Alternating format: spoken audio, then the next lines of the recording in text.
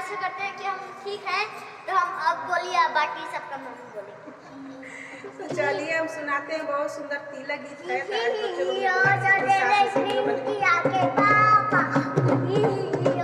तो आइए सुनते हैं हम लोग तिलक गीत। अरे बड़े बड़े हंडा मंगनी दिल्ली के कारखाना से, बड़े बड़े हंडा मंगनी दिल्ली के कारखाना से, असमधी भरुआ पंचर भइले महंगी के जमाना से,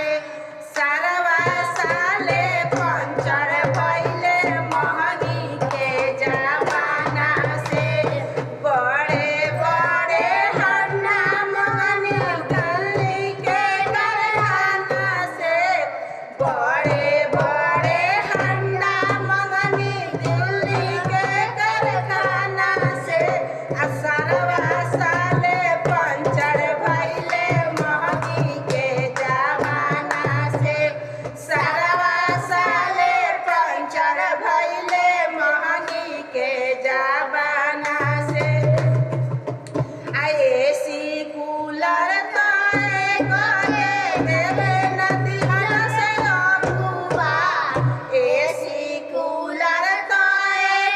देवे नदी से अबुआ, सरवा साले पंचर भइले महंगी के जमाना से,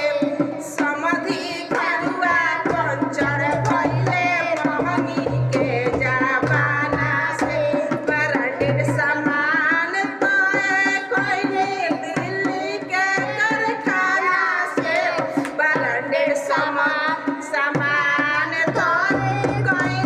लड़की के पापा से, ब्रांडेड सामान तो कोई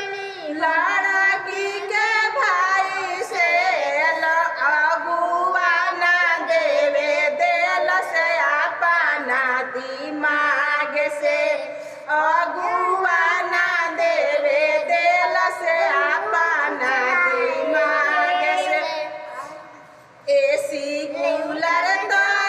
कोई लड़की के भाई से, एसी फ्रिज कूलर तो कोई लड़की के भाई से, अगुआ ना देवे देल से अपना दिमाग से, अगुआ ना देवे दिहल से अपना दिमाग, समधी साले पंचर भइले महंगी के जमाना से, सरवा साले पंचर भइले महंगी के जमाना